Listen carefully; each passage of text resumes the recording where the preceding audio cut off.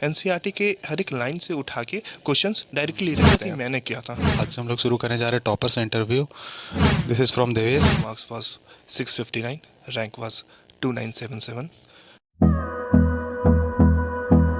Hello guys, this is RKB और आज हम लोग बात करने जा रहे हैं कि what is the last 3 month strategy from a NEET topper. आज से हम लोग शुरू करने जा रहे हैं टॉपर्स इंटरव्यू।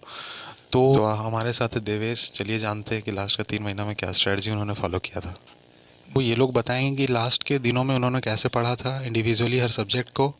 और सो चलिए शुरू करते हैं, आइए जानते हैं। I am Devesh. My marks was 659, rank was 2977। सो मैं स्टार्ट करता हूँ फिजिक्स से। फिजिक्स मैंने तो लास्ट में मतलब मैं स्टार्टिंग से ही पूरे फिजिक्स की बुक्स एनसीईआरटी मैंने बनाई है, मैंने पढ़ी है। पर अब पॉसिबल नहीं है कि ऐसा करना। इसलिए अगर आपको मन है करने का फिजिक्स के बुक को पढ़ने का, तो कुछ कुछ चैप्टर है जिससे इंटरनल टेक्स्ट से क्वेश्चंस आते हैं, वो कर लीजिए। जैसे सेमीकंडक्टर बोलना चाह रहे हैं, सेमीकंडक्टर मॉडर्न फिजिक्स का। मॉडर्न फिजिक्स आते हैं बाकी। और बाकी आप अपने क्वेश्चंस को प्रैक्टिस ज़्यादा कीजिए और टेस्ट भी ज़्यादा दीजिए। और बाकी तो आप फिज़िक्स में आप जितना फॉर्मूला याद है आपको, जितना आप टेक्स्ट मतलब क्वेश्चंस बनाते हैं, उतना ज़्यादा अच्छा होगा आपके लिए। फिर मैं आता हूँ केमिस्ट्री में। केमिस्ट्री का तो आपको भी पता है, पार्ट वाइज में डिवाइडेड है। फिजिकल के लिए अलग स्ट्रेटजी होनी चाहिए, ऑर्गेनिक के लिए अलग स्ट्रेटजी होनी चाहिए, इनऑर्गेनिक के लिए अलग होनी चाहिए।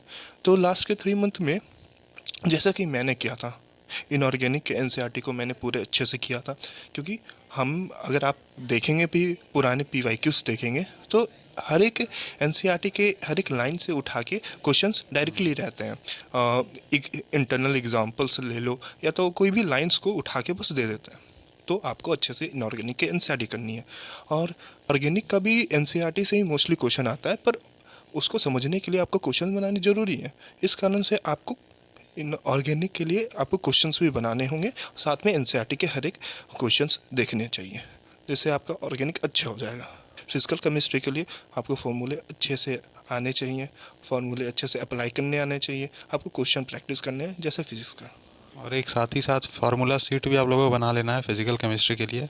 वो एक बेनिफिट होगा आप लोग के लिए। तो और लास्ट में बायोलॉजी में जानते हैं कि बायोलॉजी में क्या मतलब लास्ट में कैसे काफ़ी लोग का नंबर अटक गया है, 300 320 पे अटक गया है। उसको कैसे 360 के आसपास तक लेके जाना है, आइए जानते हैं।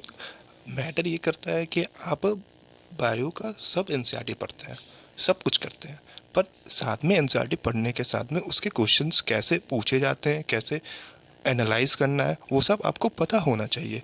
उसे एनालाइज कीजिए, आप देखिए वो क्वेश्चन किस पैराग्राफ के किस सेंटेंस से क्वेश्चन फ्रेम किया गया है। अगर आप उसे ढूंढ पाते हैं तो मतलब आपका एनसीईआरटी अच्छे से पढ़ा हुआ है।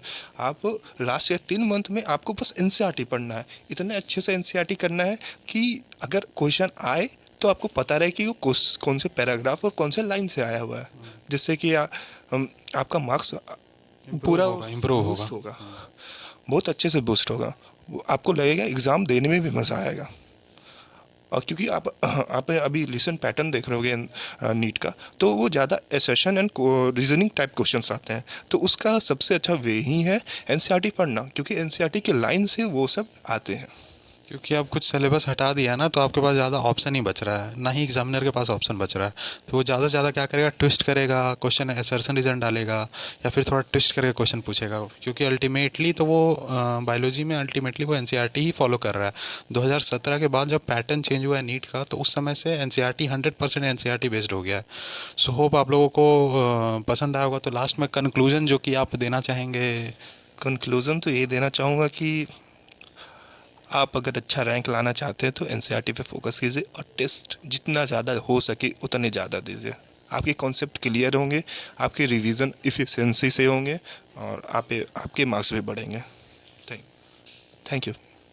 तो गाइस समझ में आ गया आप लोगों को। तो मेनली आपको क्या करना है, मेनली आपको एनसीईआरटी पे फोकस रखना है, बार बार रिवीजन करना है। और थोड़ा एक मैं ऐड करना चाहूँगा, इन्वर्स रूल आपको फॉलो करना है। इन्वर्स रूल यानी होता क्या है कि आप रिवीजन करते हैं, उससे क्वेश्चन बनाते हैं। अब आपको टेस्ट देना है, उसमें जो क्वेश्चन गलती हुआ है उससे आपको टॉपिक में जाना है, उससे आपको चैप्टर में जाना है। This is the inverse rule. और ये आपको फॉलो करना होगा लास्ट के 2 से 3 महीने में। इससे आपका मार्क्स बहुत ही ज़्यादा बढ़ेगा। होप आप लोगों को समझ में आ गया होगा। और लास्ट में वही बोलूँगा, मेहनत कर करके और रिजल्ट ला चमक के। Thank you.